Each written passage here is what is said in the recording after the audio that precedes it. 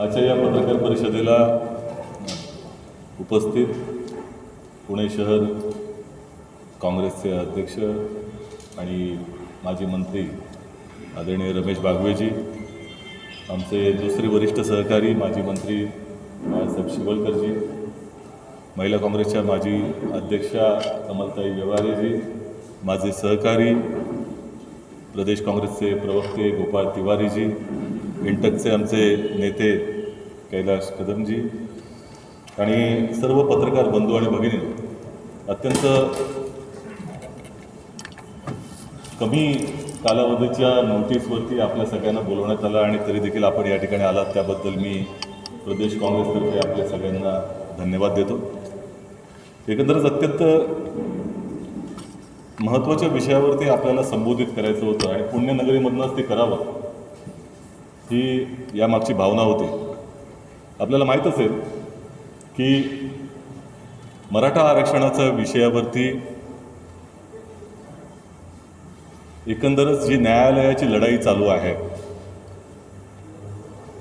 आणि त्यातल्या प्रत्येक पावलावरती ज्या पद्धतीने राज्य सरकार प्रामाणिकपणे प्रयत्न करत आहे हे आपल्या सगळ्यांच्या समोर आहे. एकंदरच ही न्यायालयीन लढाई चालत असताना महाराष्ट्र विकास आघाडी सरकारच्या माध्यमातून मराठा आरक्षणाचा हा लढा लढला जातोय याची पोटदुखी भारतीय जनता पक्षाच्या नेत्यांना आहे आणि त्यामुळे जाणीवपूर्वक अपप्रचाराची एक मोहीम या कालावधीमध्ये आपल्याला भारतीय जनता पक्षाच्या नेत्यांकडनं आणि भाजपा धार्जिण्या नेत्यांकडनं उघडलेली दिसते. आणि या माध्यमातून, या अपप्रचाराच्या माध्यमातून, या खोट्या माहितीच्या आधारे जनतेची दिशाभूल करणं, मराठा समाजाची दिशाभूल करणं व त्याचबरोबर एकंदरच महाराष्ट्र विकास आघाडी सरकारला बदनाम करण्याचा प्रयत्न भारतीय जनता पक्षाच्या नेत्यांकडनं होतो आहे आणि ज्याचा आम्ही जाहीरपणे निषेध करतो आहोत. याचं कारण असं की मराठा आरक्षणाच्या मुद्द्यावरती ज्या वेळेला फडणवीस सरकार देखील होतं त्यावेळेला कायदा संमत करण्याची वेळ आली त्यावेळेला एकमताने तो कायदा आम्ही सगळ्यांनी सहमत केलेला आहे. सर्व पक्षांची भूमिका एकत्र आहे आणि अशा परिस्थितीमध्ये ह्या लढ्याच्या माध्यमातून देखील राज्यामधील प्रत्येक पक्षानं एक दिलानं हा लढा लढावा, राज्य सरकारला सहकार्य करावं ही आमची प्रामाणिक भावना त्या संदर्भामध्ये राहिलेली आहे. आणि म्हणूनच कधी नव्हे इतके म्हणजे गेल्या 5 वर्षामध्ये कधीही विरोधी पक्षांना, म्हणजे त्यावेळेला आम्ही विरोधी पक्षात होतो, आम्हाला कधीही मराठा आरक्षणाच्या मुद्द्यावरती तत्कालीन फडणवीस सरकारनं विश्वासात घेतलं नव्हतं. परंतु हे सरकार आल्यानंतर ही जी काही लढाई त्या संदर्भामध्ये चालू आहे त्याची इत्यंभूत माहिती देण्याकरता, त्यांचा सल्ला घेण्याकरता, मार्गदर्शन घेण्याकरता विरोधी पक्षाला आम्ही बोलवलं होतं. देवेंद्र फडणवीस साहेबांनाही बोलवलं, प्रवीण दरेकरजींनाही बोलवलं आणि त्यांच्याबरोबर मुख्यमंत्र्यांनी, उपसमितीचे अध्यक्ष अशोक चव्हाण साहेबांनी, उपमुख्यमंत्री अजित पवारजींनी यांनी मिळून चर्चा केलेली आहे. दुर्दैवानं भारतीय जनता पक्षामध्येच मराठा समाजामधले जे नेते आहेत जे दर्शवतात की आम्ही मराठा समाजाचे नेते आहोत परंतु मनानं भारतीय जनता पक्षाचे आहेत, त्या लोकांमध्येच एकमत नव्हतं आणि अजूनही नाही आहे. ते जाणीवपूर्वक आहे नाही आहे अशा तऱ्हेचं चित्र रंगवलं जातं का हा देखील आमच्या समोर त्या ठिकाणी प्रश्नचिन्ह आहे. कारण माननीय मुख्यमंत्र्यांनी बैठक घेतल्यानंतर देखील 3 शिष्टमंडळांना त्यांना सामोरं जावं लागलं, 3 बैठका घ्याव्या लागल्या होत्या.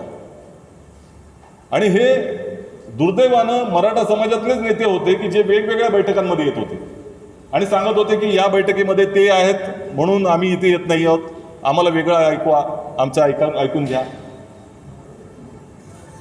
त्यामुळे त्यांच्यामध्येच एकमत नाही परंतु दिशाभूल करण्यामध्ये मात्र एकमत आहे लोकांची.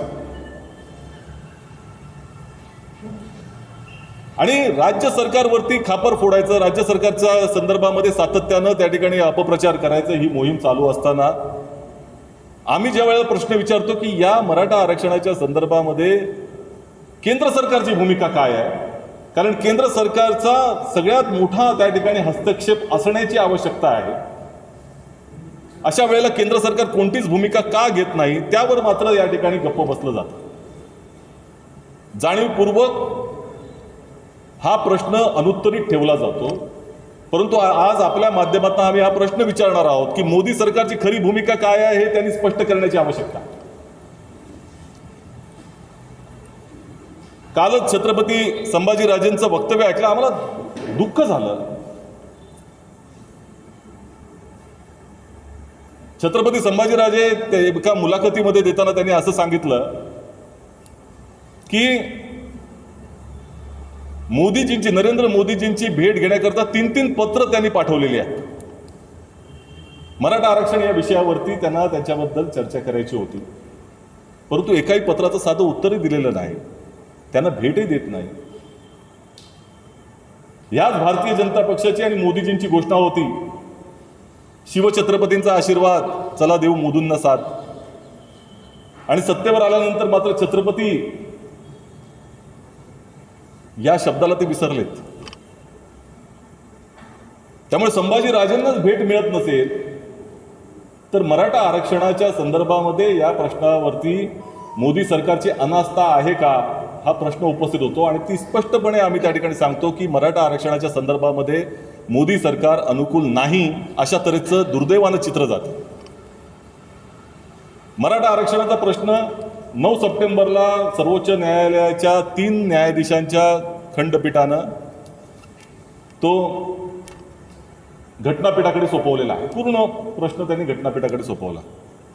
2 मुद्द्यांवरती घटनापीठाकडे तो विषय गेलेला आहे. एक तर 102वी अमेंडमेंट जी आहे संविधानाची, घटनेच्या 102व्या अमेंडमेंटच्या संदर्भातला, आणि 50% जो इंदिरा साहनीचं जजमेंट होतं 50%च्या वरती जाता कामा नये, अत्यंत अशा अभूतपूर्व परिस्थितीमध्येच ते जाता येईल. त्या 2 विषयांवरती घटनापीठाकडे हा प्रश्न गेलेला आहे. असं असताना हे दोन्ही प्रश्न केंद्र सरकारशी संबंधित आहेत. 102वी अमेंडमेंट ही मोदी सरकारने दिलेली भेट आहे. देशामध्ये जेवढे राज्य आरक्षणाकरता झगडतायत त्या आरक्षणाच्या संदर्भामध्ये मोदी सरकारने ही भेट दिलेली आहे. त्यामध्ये कुठल्याही न्यायालयाचा निर्णय नाही आणि म्हणूनच ती स्पष्टता नसल्यामुळं तो घटनापीठाकडे तो वर्ग करण्यात आलेला आहे. जर 102वी अमेंडमेंट ही केंद्र सरकारनं दिलेली आहे आणि भारतीय जनता पक्षाचं या संदर्भामध्ये जे इतर पक्षांचं मत आहे त्याच्याबद्दल एकमत आहे की मराठा आरक्षणाचा विषय हा मार्गी लागला पाहिजे, तर मोदी सरकारला त्यांनी कळवावं सरळ की ह्याच्यामध्ये तुम्ही स्पष्टता आणा. 102वी अमेंडमेंट जी आहे ही तुम्ही केलेली आहे, राज्यांचा अधिकार आहे का नाही आहे याच्यावरती तुम्ही स्पष्टता आणा आणि त्याकरता तुम्ही पार्टी बना. सर्वोच्च न्यायालयामध्ये अगोदरची जी सुनावणी झाली त्यावेळेला 2दा राज्य सरकारतर्फे सॉलिसिटर जनरलला विनंती करण्यात आली आणि त्यांनी सांगितलं होतं की 28 राज्यांचा हा प्रश्न आहे. EWSचं तुम्ही जे आरक्षण दिलेलं आहे त्याच्यावर देखील ह्या निकालाचा परिणाम होणार आहे. तुम्ही या संदर्भामध्ये केंद्र सरकारनं प्रतिवादी बनणं आवश्यक आहे. परंतु त्याकडे कानाडोळा करण्यात आला. आजही 102वी अमेंडमेंटच्या संदर्भामध्ये जर केंद्र सरकारला स्पष्टता आणायची असेल तर त्यांनी पार्टी बनावं किंवा सरळ स्पष्ट करावं. आणि जर तुम्हाला वाटत असेल की याच्यामध्ये अमेंडमेंट करायची असेल तर तो देखील तुमच्याकडे बहुमत आहे मोदी सरकारकडे. कशाला उगाच घटनापीठाकडे आपण चाललेलो आहोत. मोदी सरकारच्या खालावा ह्याच्यामध्ये कार्यकक्षेमध्ये तो विषय येतो, त्यांनी सोडवावा. दुसरा, इंदिरा साहनी जजमेंटचा विषय जो आहे, 50%पेक्षा जास्त आरक्षण असलेल्या ज्या ठिकाणी मागणी आहे आणि ती 50%ची क्रॉस झालेली आहे अशी 11 राज्य आहेत देशामध्ये. आणि मग 11 राज्य असताना हा राष्ट्रीय विषय आहे. 11 राज्यांच्या मागण्या, केवळ मराठा समाजाचीच मागणी नाही, इतर सगळ्या समाजांच्या इतर राज्यांमधल्या आहे. तरी देखील जर मोदी सरकार त्या संदर्भामध्ये पार्टी होत नसेल आणि जाणीवपूर्वक 3-3 वेळा छत्रपतींनी सांगून देखील, संभाजीराजेंनी सांगून देखील भेटायला देखील तयार नसतील, तर याचा अर्थ भारतीय जनता पक्षाचं केंद्रीय नेतृत्व हे पूर्णपणे अनुकूल नाही आहे. आणि त्यामुळे राज्याचं जे नेतृत्व आहे भाजपचं, ते जाणीवपूर्वक दिशाभूल करण्यामध्ये, अपप्रचार करण्यामध्ये हे गुंतलेलं आहे. आणि प्रत्येक वेळेला सुनावणी होते त्यावेळेला जाणीवपूर्वक अशा तऱ्हेचा अपप्रचार केला जातो. काय म्हटलं काल चंद्रकांत पाटीलजींनी की राज्य सरकार काळजी घेत नाही, राज्य सरकारनं नीटपणे आपली भूमिका वटवली नाही. काय वटवली नाही? कशा तऱ्हेनं वटवली नाही हे सांगतच नाहीत. वटवली नाही एवढं सांगायचं. ज्या परिस्थितीमध्ये 9 सप्टेंबरला निकाल आल्यानंतर 20 सप्टेंबरला तात्काळ राज्य सरकारतर्फे सर्वोच्च न्यायालयाच्या रजिस्ट्रीमध्ये अर्ज दाखल करण्यात आला. हा जो अंतरिम आदेश दिला गेला होता, तो अंतरिम आदेश हा योग्य पद्धतीने दिला गेला नाही, ही राज्य सरकारची भूमिका होती. आणि त्याला आव्हान देण्याकरता जर हा संपूर्ण खटला हा घटनापीठाकडे वर्ग केला आहे, तर त्या घटनापीठामध्ये त्याची नियुक्ती होऊन घटनापीठाची हा जो अंतरिम आदेश आलेला आहे त्याच्या संदर्भामध्ये तो रद्द करण्यात यावा, ही मागणी करण्याची भूमिका राज्य सरकारने घेतली. त्याच्या संदर्भामध्ये 20 सप्टेंबरलाच आम्ही अर्ज त्या ठिकाणी केलेला आहे राज्य सरकारनं आणि भूमिका स्पष्ट केली. त्यानंतर सर्वोच्च न्यायालयामध्ये घटनापीठ नेमायचं असेल तर ती एक प्रथा आहे की सर्वोच्च न्यायालयाचे मुख्य न्यायाधीश जे असतात त्यांच्याकडे ती मॅटर मेन्शन करावं लागतं. 7 ऑक्टोबरला ते मॅटर मेन्शन करण्यात आलं. परंतु आता करोनाच्या कालावधीमध्ये व्हर्च्युअल हिअरिंग चालू आहे, सुनावण्या चालू आहेत, म्हणून त्यांनी सांगितलं की तुम्ही लेखी द्या सर्वोच्च न्यायालयाच्या मुख्य न्यायाधीशांनी. लेखी त्याच दिवशी 7 तारखेला दिलं गेलं. 7 तारखेला त्या संध्याकाळी ज्या वेळेला हा लेखी दिल्यानंतर 10 तारखेला 10 ऑक्टोबरला सर्वोच्च न्यायालयाच्या रजिस्ट्रीकडनं उत्तर आलेलं आहे आणि त्यांनी सरळ सरळ असं म्हटलेलं आहे की हे मॅटर जे आहे ते लार्जर बेंचकडचं आहे, मोठ्या बेंचचं आहे, म्हणून त्याला जो कालावधी लागेल त्या कालावधीमध्ये या संदर्भामध्ये निर्णय घेण्यात येईल. हे 10 ऑक्टोबरला पत्र आल्यानंतर आम्हाला देखील सगळ्यांना, आणि त्याचबरोबर नुसतं राज्य सरकारच्याच वकिलांना नव्हे, राज्य सरकारमध्ये असलेल्या पक्षांनाच नव्हे, तर जे इंटरव्ह्युनिंग ॲप्लिकंट्स आहेत मराठा समाजातल्या वेगवेगळ्या संघटना, त्या सगळ्यांना त्या ठिकाणी आश्चर्याचा धक्का बसला की 10 तारखेला हे पत्र येतं आणि 16 तारखेला लगेचच त्याची हिअरिंग त्या 3 बेंचच्या जजकडे लागते ज्यांनी तो निकाल अंतरिम आदेश दिला होता. आणि तो अंतरिम आदेश ज्यांनी दिला त्या बेंचकडेच हा वर्ग झाल्यानंतर 16 तारखेला कळल्यानंतर त्यावेळेला सुट्टी चालू होती, म्हणून 21 तारखेला राज्य सरकारतर्फे अर्ज देखील दिला गेला की हे मॅटर या बेंचकडनं डिलीट करण्यात यावं, कारण आम्हाला घटनापीठाकडे जायचं आहे, लार्जर बेंचकडे जायचं आहे. तरी देखील ते 27 तारखेला हिअरिंग झाली आणि त्या हिअरिंगमध्ये मुकुल रोहतगींनी पूर्णपणे स्पष्ट सांगितलंय की ही मॅटर जे आहे तुम्ही संपूर्ण खटला वर्ग केलेला आहे घटनापीठाकडे.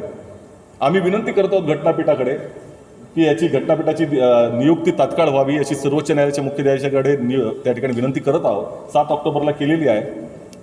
त्यामुळे आपण त्याच्या संदर्भामध्ये सुनावणी न घेता ती द्यावी. त्याला त्या 3 बेंचच्या जजेसने होकार दिलेला आहे, वी ॲग्री असं म्हटलेलं आहे की तुम्हाला त्याच ठिकाणी जावं लागेल. हे स्वतः जेव्हा तेच बेंच म्हणतं की तुम्हाला तिथं खरोखरच जावं लागेल, कारण हा पूर्ण खटला तिकडे गेलेला आहे, फेरविचार याचिका नाही आहे. ह्याच्यापेक्षा वेगळं काय करायचं होतं राज्य सरकारनं? जे लोक आरोप करतात भारतीय जनता पक्षाचे नेते, त्यांना असं म्हणायचं होतं का ज्या 3 बेंचच्या जजेसने हा निकाल अंतरिम आदेश दिला ज्याच्याबद्दल आपला आक्षेप आहे त्यांच्याचकडनं त्याच्या संदर्भामध्ये रिव्ह्यू करून घ्यायचा होता. मग असं त्यांनी लेखी द्यावं. भारतीय जनता पक्षाच्या नेत्यांनी आणि भाजपाच्या धार्जिणी जेवढे नेते आहेत किंवा ज्यांना असं वाटतंय त्यांनी लेखी द्यावं की याच बजेटच्या बेंचकडे ते मॅटर गेलं पाहिजे होतं. कोणाचंही म्हणणं नाही, कुठल्याही संघटनेचं म्हणणं नाही, एकही संघटना असं म्हणत नाही. मग जर असं म्हणत नाही तर राज्य सरकारनं तर योग्य पद्धतीनं हाताळलं आणि ते योग्य पद्धतीनं घटनापीठाकडे चाललेलं आहे.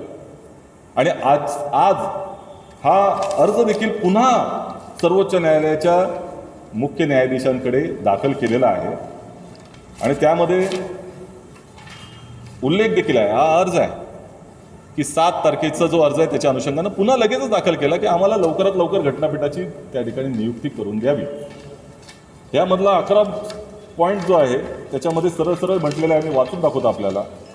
Therefore, it is humbly prayed that the registry may urgently place the present application before the Honorable Chief Justice of India for the constitution of larger bench of minimum 5 honorable judges, and after the larger bench is constituted, this particular civil appeal number 3123/2020 be urgently listed for hearing before the said bench. आणि ह्या कालच्या सुनावणीमुळं एक अतिशय चांगली गोष्ट जी झाली की आजही तुम्ही सर्वोच्च न्यायालयाच्या वेबसाईटवर जाऊ शकता. हे जे मॅटरच्या संदर्भामध्ये त्यांनी म्हटलेलं आहे की कॅटेगरी जी दाखवली आहे ती 5 जजेसच्या बेंचची कॅटेगरी दाखवलेली आहे. मग एवढं सगळं करत असताना जो अपप्रचार करण्यात आला तो अत्यंत दुर्दैवाचा आहे आणि हा जाणीवपूर्वक सातत्यानं केला जातोय. खोटं सांगितलं जातं आहे, मराठा समाजाची दिशाभूल केली जाते. काल म्हटलं गेलं की त्या संदर्भामध्ये वकीलच हजर नव्हते, तोही अपप्रचाराचा भाग. आज जवळपास असं दाखवलं जात आहे की ते कोर्ट ॲक्च्युअली चालू आहे. हे कोर्ट असं चालू आहे, सगळ्यांना माहिती आहे. सर्वोच्च न्यायालयामध्ये व्हर्च्युअल हिअरिंग चालू आहे, व्हिडिओ कॉन्फरन्सिंगच्या द्वारे सगळ्यांना कनेक्ट व्हावं लागते वकिलांना. आणि दररोज 7 ते 8 मॅटर किमान हे पासओव्हर होतात, कारण टेक्निकल रिझनमधनं टेक्निकल कारणामुळं आपण कनेक्ट होऊ शकत नाही. अनेक वकील कनेक्ट होत नाहीत. ही परिस्थिती आहे, आपल्यालाही दिसतंय. आपणही आता झूमवर काम करतोय, अनेकदा पत्रकार परिषद आमच्या झूमवर असतात, कनेक्ट होता येत नाही. आणि त्यामुळे सर्वोच्च न्यायालयाच्या न्यायाधीशांना ही कल्पना आहे. आणि त्यानंतर संध्याकाळी ते झालं, असे पासओव्हर होतात मॅटर. त्यातही 12 वाजताची जी वेळ दिली होती ती प्रिपोन करण्यात आली होती. अगोदर 12 वाजताचीच वेळ होती. त्यामुळे ह्या छोट्या छोट्या गोष्टी जाणीवपूर्वक त्याचा विपर्यास केला जातोय आणि निश्चितपणे मराठा समाजाची दिशाभूल करण्याचा प्रयत्न केला जातोय. महाराष्ट्र विकास आघाडी सरकार पूर्णपणे प्रामाणिकपणे याकरता प्रयत्न करतंय. आम्ही विनंती करत आहोत भारतीय जनता पक्षाच्या नेत्यांना की त्यांनी कृपया आग लावण्याचे धंदे बंद करावेत. तुमचे काही त्या ठिकाणी सल्ला असेल, मार्गदर्शन असेल, आम्ही जरूर घेऊ, पण लोकांना भडकवायचे कामं करू नका. असत्य लोकांना सांगू नका. आणि तुम्ही गेले 5 वर्ष सातत्यानं लोकांशी खोटं बोलत होता. लोकांना जाणीव आहे महाराष्ट्र विकास आघाडी सरकारमध्ये खोटं बोललं जात नाही. भाजपसारखं लोकांची दिशाभूल केली जात नाही. जे आहे ती वस्तुस्थिती आहे, प्रामाणिकपणे प्रयत्न केला जातो आणि न्यायालयीन लढा देखील प्रामाणिकपणे आम्ही लढू. संपूर्ण मराठा समाज हे ओळखतोय, एवढं मात्र निश्चितपणे त्या ठिकाणी सांगतोय. भारतीय जनता पक्षाचा खरा चेहरा काय आहे त्यांना माहिती आहे. बाकी आपल्याकडे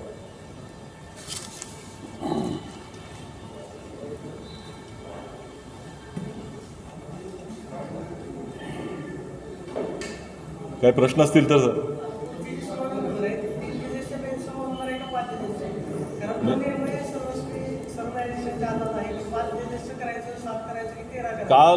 काल मुकुल रोहतगीजींनी ती भूमिका मांडलेली आहे. तीच भूमिका अशोक चव्हाण साहेबांनी उपसमितीचे जे अध्यक्ष आहेत त्यांनी 2 दिवसापूर्वी मांडली होती.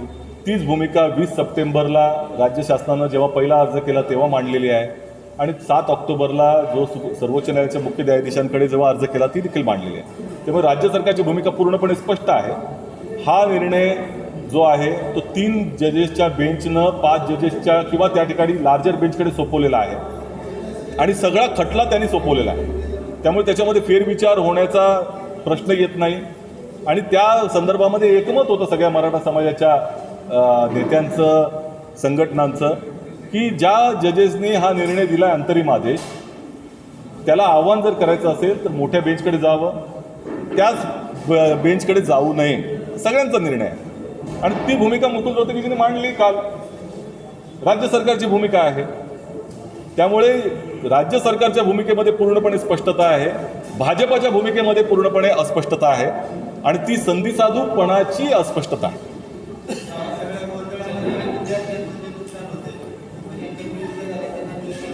त्यांना माईक दे ना, माईक दे. आता जे विद्यार्थ्यांमध्ये गोंधळ निर्माण झालेला आहे शासनाच्या किंवा या प्रक्रियेमध्ये, त्यांच्यासाठी तुम्ही शासनाचे काय भूमिका असणार काय? नाही, पण कुठल्या विद्यार्थ्यांमध्ये म्हणता तुम्ही? सगळ्याच? नाही, एक लक्षात घेतलं पाहिजे की मराठा समाजाला आरक्षण मिळावं ही खऱ्या अर्थानं भूमिका जी आहे ती आघाडी सरकारची होती. आम्ही त्यावेळेला 2012मध्ये राणे समिती नेमली होती आणि त्यानंतर 1.5 वर्ष त्या समितीनं त्या ठिकाणी रिपोर्ट घेतला, काम केलं आणि आम्ही तात्काळ त्या संदर्भामध्ये ऑर्डिनन्स काढला होता. कायदा होण्याची देखील वाट बघितली नव्हती कारण अधिवेशन नव्हतं. त्यामुळे या संदर्भामध्ये भूमिका पूर्णपणे प्रामाणिक आहे. आम्हाला जाणीव आहे की मराठा समाजाच्या सगळ्या विद्यार्थ्यांचं लक्ष त्या ठिकाणी लागून आहे. आज 56-58 मोर्चे काढावे लागले, 50 लोकांना प्राणाची आहुती त्या ठिकाणी द्यावी लागलेली आहे. हा जो त्याग आहे याची जाणीव आम्हा सगळ्यांना आहे आणि म्हणून ही न्यायालयीन लढाई आहे. न्यायालयीन लढाईच्या संदर्भामध्ये जेवढी काही व्यूहरचना करायची आहे ती सगळेजण त्या ठिकाणी राज्य सरकार करत आहे. सगळ्या मराठा समाजाच्या संघटनांना विश्वासात घेत आहे आणि हे सगळं करत असताना केवळ भारतीय जनता पक्ष हे जाणीवपूर्वक लोकांच्या मध्ये असंतोष निर्माण करण्याचा प्रयत्न करत आहे. त्यामुळे या संदर्भामध्ये लोकांशी संवाद, विचारविमर्श हा चाललेला आहे सरकारचा आणि न्यायालयाच्या पातळीवरती प्रामाणिकपणे प्रयत्न चालू आहे. आणि मला असं वाटतं की मराठा समाजाच्या विद्यार्थ्यांनी एवढा वर्ष संघर्ष आपण केलेला आहे. त्यामुळे हा संघर्षाशिवाय ही लढाई त्या ठिकाणी मूर्त स्वरूपात येणारच नव्हती. त्यामुळे आमचं एवढंच त्यांना विनंती आहे की धीर धरा.